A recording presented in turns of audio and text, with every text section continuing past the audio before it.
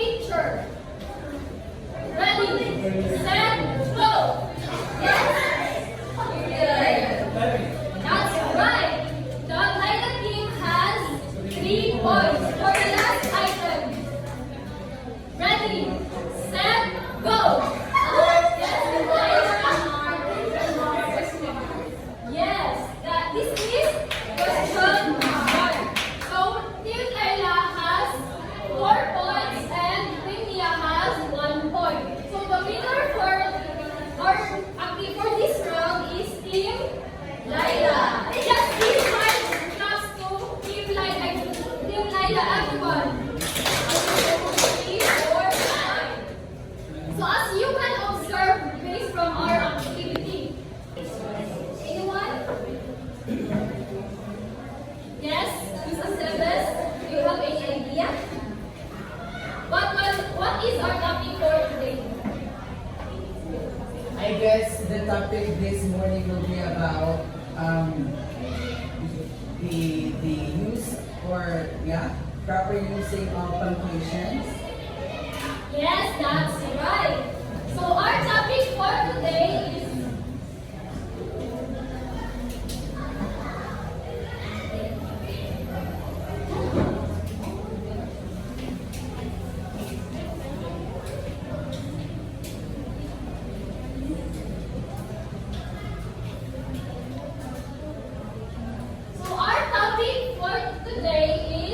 common punctuation marks.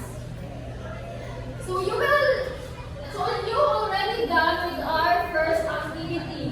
So maybe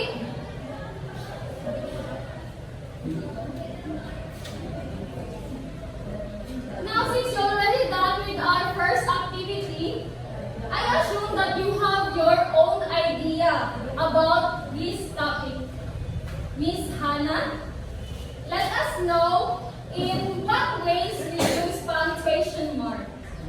So punctuation marks are used when you are writing a sentence. It is used for you because for you to be able to express the idea that is written in that specific text. For example, if the text uses urgency, you use exclamation marks to portray like the feeling of emergency. Yes, that's right. Excellent answer, Miss Hannah. Let's give 5 claps to Miss Hannah. So we use punctuation mark to clarify meaning, convey emotion, and to proper structure. So may we call Miss Plaza?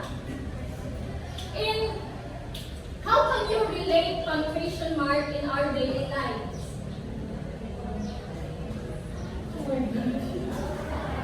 So again, how can you relate punctuation mark in our daily lives?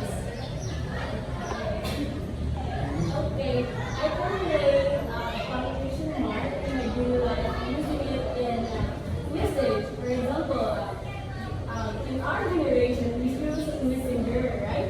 To convey or to deliver a message or information. We use it to talk or to interact with one another, and then in that message, you can convey your feelings or what you want to convey using the mark. Like example, you're asking a question to your classmates. Do we have a class today? Then you use the question mark. Alright, that's excellent answer by Miss Plaza. Let's give 5 claps to Miss Plaza. Yes, in simple words, punctuation marks play a crucial role in our daily lives by helping us to communicate clearly and effectively. So, but before we proceed to our discussion, everyone please read our learning objectives. Learning objectives. At the end of our 45-minute period, students will be able to determine the correct proper usage of punctuation marks, use appropriate punctuation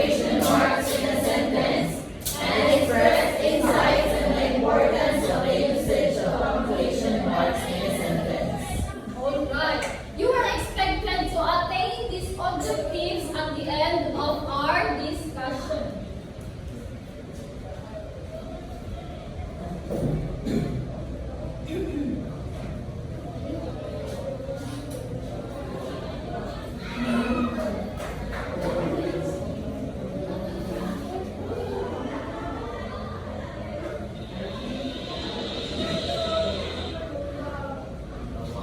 So everybody please read. Punctuation marks are symbols that are used to aid the clarity and comprehension of written language. So what are punctuation marks? It is the symbols that are used to aid clarity. Yes. To convey emotions and to provide instructions. So there are 8 common types of punctuation mark. The first one is period or also known as full stop. Everybody please read. It is always located at the end of a complex sentence. Periods are also used in abbreviations such as in names or titles. Example, I am going to attend the concert. Dr. Smith read his business card.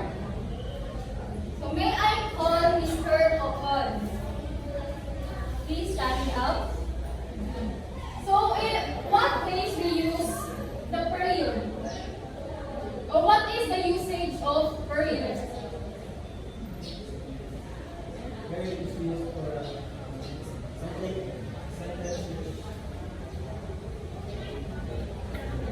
Yes. That's only for the important. Only the important. Yes, that's right. Let's give 5 claps to Mr. Ocon. So period is always located at the end. And it is also used in abbreviations such as in names or titles. Just like for the example number 2. Doctor then period Smith read his patient's chart. Now for the second type is comma. Everyone please read.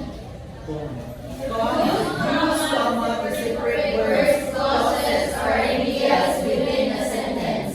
Can also be used to list items in a sentence. Now, so we use comma to separate ideas or in a listed items. So for example, please read the examples with proper punctuation. Everyone. Joey, It was nice to see you again. Again. Joey, It it was nice to see you again. Second. She went shopping and bought shoes, a dress, 2 shirts, and a pair of pants. Yes. So we use this punctuation marks is used to pause and to separate ideas in a sentence. The third one is question mark. Everybody please read. Shows that the question is being asked. Use the question mark only after the direct question. Example, what is your name? How are you? Next. So we are already familiar with question mark. So may I ask Miss Magadan, what is the use of question mark? Class question. Yes, of course. To ask a question. It is like a curious book pulling for more information, clarity, or confirmation. So the fourth type will be discussed by my co-demonstrator, teacher Japhet. Hi students, since teacher Lalo has done discussing some of the most common punctuation marks, we now proceed to also one of the common punctuation marks, which is the Exclamation point. exclamation point. For me, I believe exclamation point are one of the most common punctuation marks. Why? So, like when we play Mobile Legends, diba? Everyone here play Mobile Legends. Anyone? Okay, no? As you can see, when we get angry, in inside the game. So we always use this punctuation mark to emphasize that there's a very angry at that time, no? So this is the meaning of exclamation point or the exclamatory point. Please read. Exclamation points are meant to add emphasis to a sentence. The expression can be a variety of things from excitement, disgust, anger, joy, or anything else. Simple example. I'm excited to go to the park tomorrow. I can't believe you did that. How could you be so careless? Yes, so that is how exclamation point or exclamatory marks are used. We use it to emphasize a sentence, to create expression. Like, for example, you are so excited about the things or the event that is coming, or else you get angry because your girlfriend get cheated on you. Like that, no? So we use exclamation point to emphasize variety of things like excitement, disgust, anger, joy, and anything else. Did you get it, class? Yes. So next, we proceed to apostrophe. Anyone here has an idea about apostrophe? Sir Gahod? Mr. Gahod, do you have any idea about apostrophe? Use the apostrophe to short the word or the sentence. Okay. So, the apostrophe used as a substitute for a missing letter or letters in a word. As in a contraction or cannot, example, cannot, when we use apostrophe, we provide it into a missing letter, like can. Yes? No? It only to show the possessive case, like Jane's room, and in the plural of letters, some numbers, and abbreviation. What are those possessive case? Like ownership, like when you have a bar or a restaurant, you call it within after your name. For example, Hannah. Your name is Hannah. You made it like Hannah's restaurant or Hannah's bar. You put some apostrophe, then you put some additional S. For example, she received all A's on her report card. Number 2, this is Mika's bag. So it creates possession where we having ownership or relationship within an item or an event or a business. But note guys, groups of years no longer require an apostrophe. For example, the 1950s or the 90s. Did you get it, class? Yes, sir. Next. Colon. Next is the colon. So please read everyone. The colon serves as the first punctuation mark that directs attention to what follows, whether it is explanations, quotations, or ratios. Okay. So colon serves as a versatile punctuation mark that directs attention to what follows. For example, you will need the following ingredients like flour, sugar, eggs, and butter. Second, the teacher reminded us of a famous quote. So what are those quotes? Knowledge is power. So that is the use of colon, form of punctuation marks to create a sample to be followed within a sentence. Last example is the meeting starts at 3 and what 3 o'clock? 30 minutes within 3 o'clock. So, the column serves as a versatile punctuation, same as from the next of these topics, same as the semicolon. So, next is the semicolon. Use to connect. Okay, read everybody. Use to connect closely related independent clauses, which are complete sentences that can stand alone but are related in thought. Can also be used to separate items in a list that contain completed elements for clarity. Okay, so this is the meaning of semicolon or the proper usage of semicolon. They are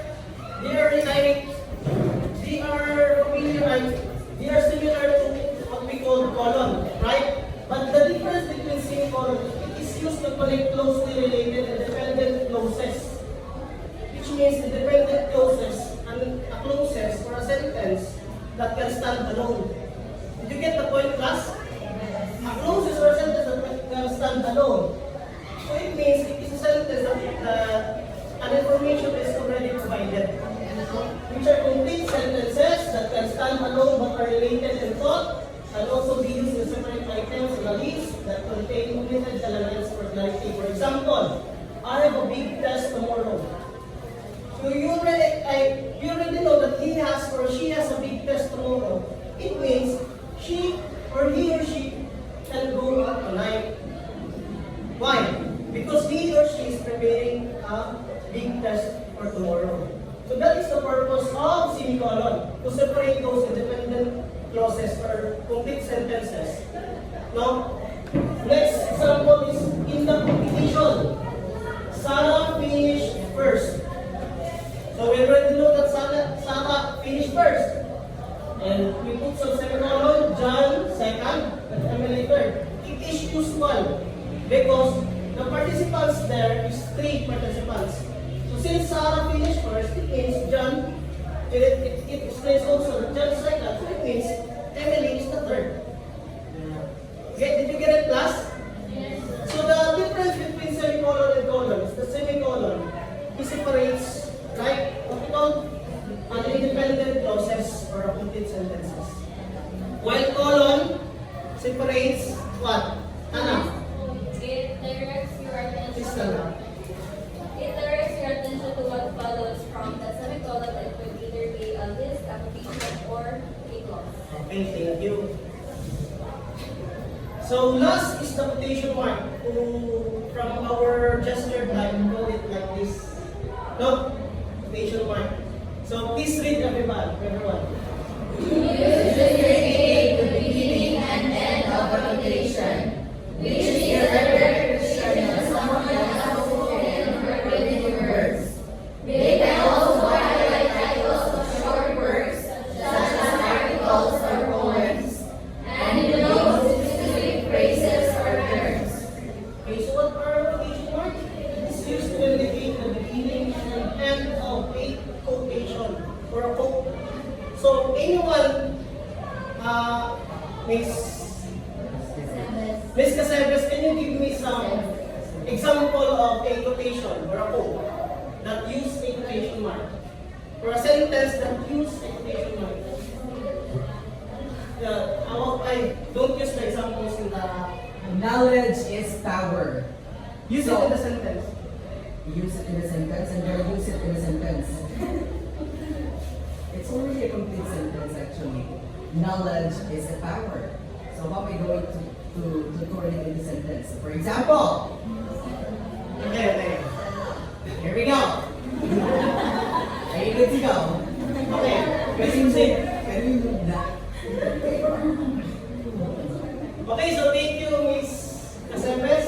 So they can quotation marks used to also highlight titles of short works. For example, like, we use it to highlight titles, such as articles or poems, and denote specific phrases or terms, like we call it, when we read newspapers, we can see some punctuation marks there to we use it to emphasize or to give highlight on every phrases that is given or every information. So since we are done with our topic, which are the common punctuation marks, so may I ask you, what are your takeaways in our topic this morning? Anyone, Miss Curato? What are your takeaways in our topic this morning? I learned about punctuation mark, how to use it properly. Okay, so thank you, Miss Curato. Just give him a 5 clap. Anyone? Next, Miss Mr. God. What are your takeaways in our topic this morning? Okay. Based on the mga function marks, it's very important, especially in making where those sentences want to express, like for an example, the question marks and the period is the end of the sentence and other words. Yeah. So, Okay, very good. Let's give him 5 claps. So those are the use of punctuation marks. We use it in our daily lives. We use it in creating conversation or writing sentences. So now, since we have our idea all about punctuation marks, we will move to our second activity. So this activity, I will be giving you one sentence, and those groups, each of the group will, all of you will collaborate and discuss the sentences. Discuss the sentence, and after that, you may choose one representative to discuss the sentences that is given to your group. Understood? Yes, sir. Before that, the criteria here is first, we have the understanding of statement, 10%, teamwork, 10%, content, 5%, creativity, discussion, 5%. But to notify all of you, the one who judge the one who gives the points will be your opponent. For example, you are going to discuss the sentence. You are going to explain it. How does the sentence means?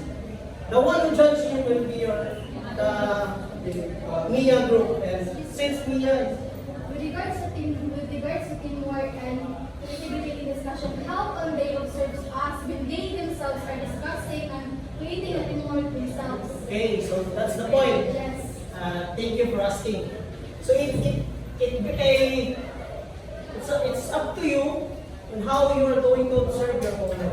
So perhaps we could have one representative to observe. Sure, it's up to your group on how you are going to observe your opponent. Whether they collaborated with each other or some of them are not participating, it's up to you. Because you're the one to rate your opponent. Okay, so please it's for you and Mia. For Mia. So you have 3 minutes to discuss the sentences, collaborate your answers, collaborate your understandings, using those punctuation marks. And time starts now. Just the red button.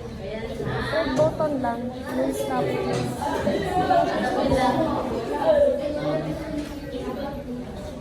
Nako.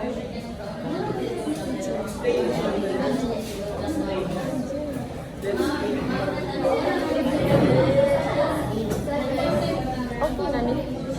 Okay na ni.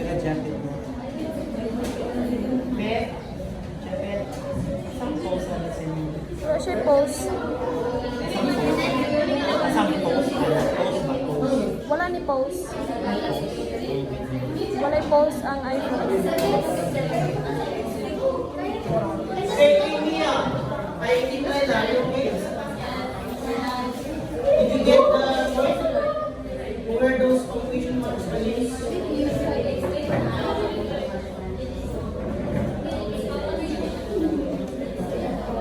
Same sentences, but different usage of punctuation marks or different application.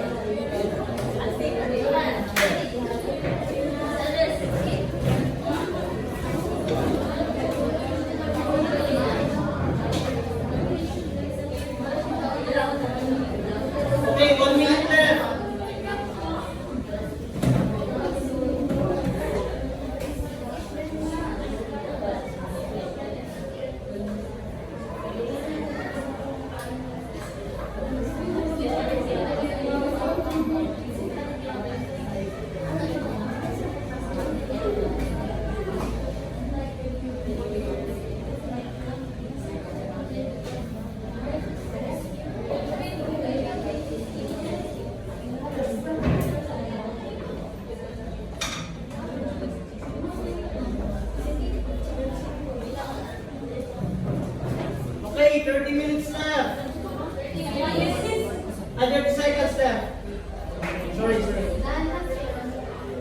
Okay, since Team Laila are done, Team Mia, how are you?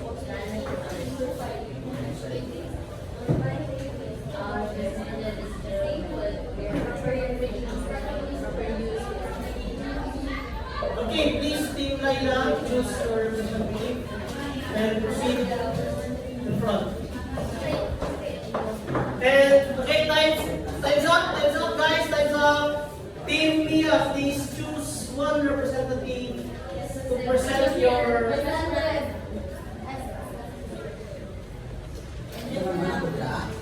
Wala. Kakaiba talaga ang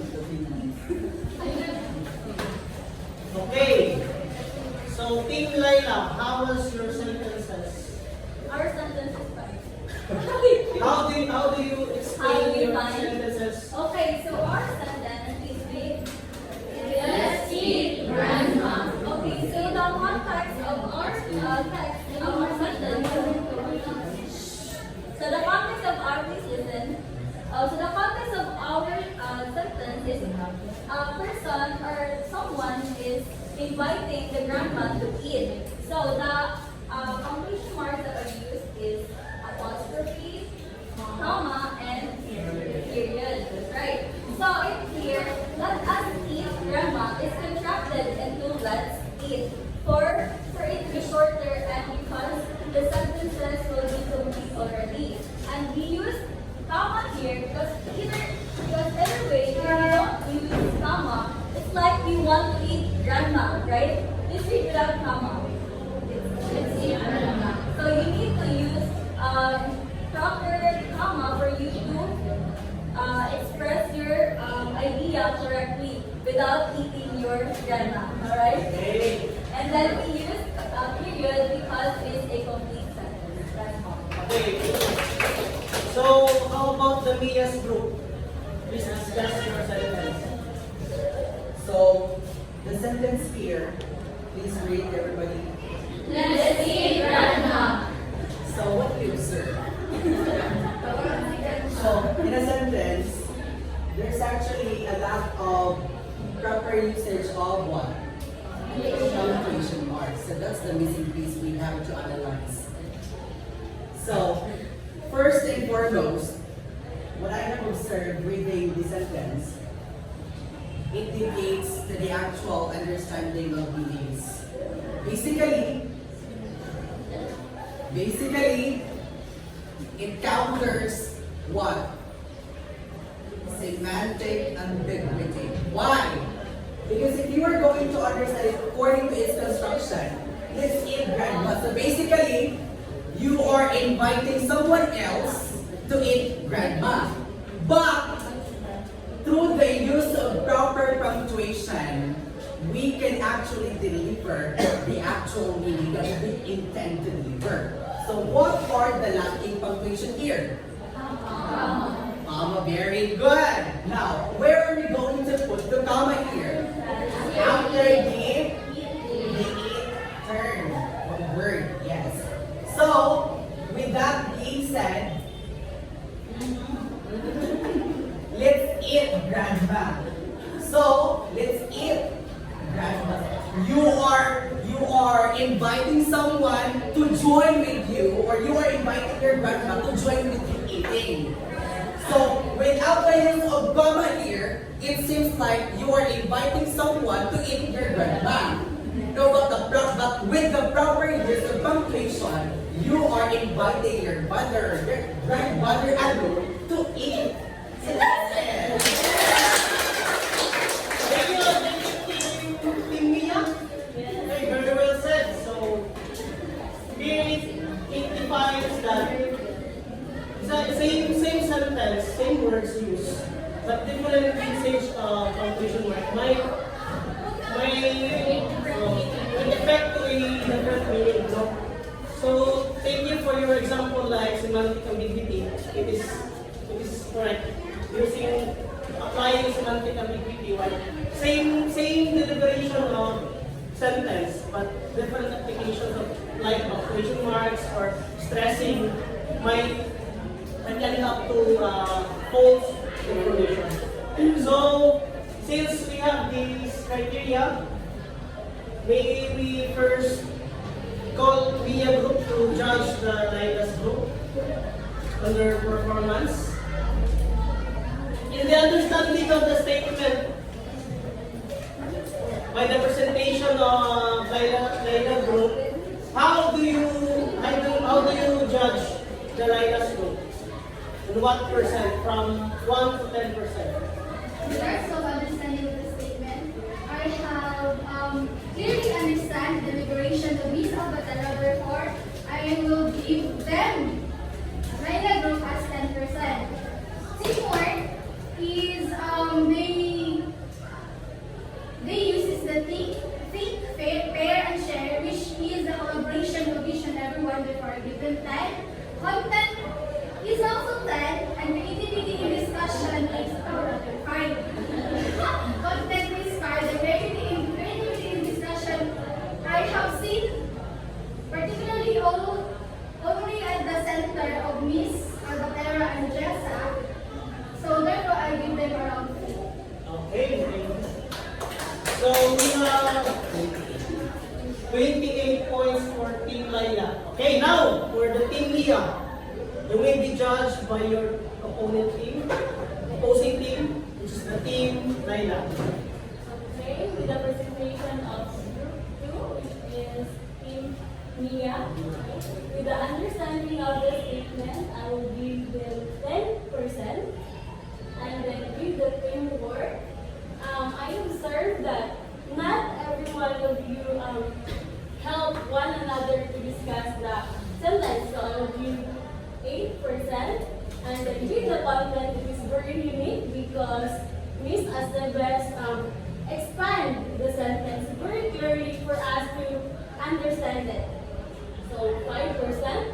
And then with the creativity and discussion, 5%. Okay, thank you. So what's our score? So both of you, Team Laila and Team Mia, got a score of 28. So let us have a 10 Dorian clap. 1, 2, 3, go.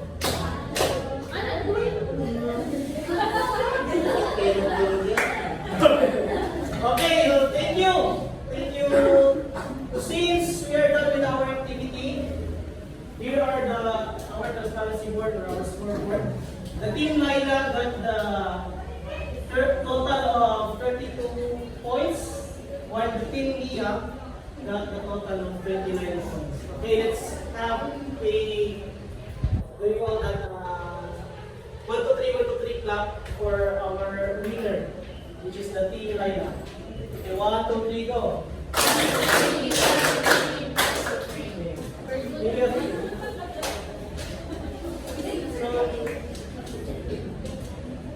So get 1/4 sheet of paper for our quiz. Okay, go.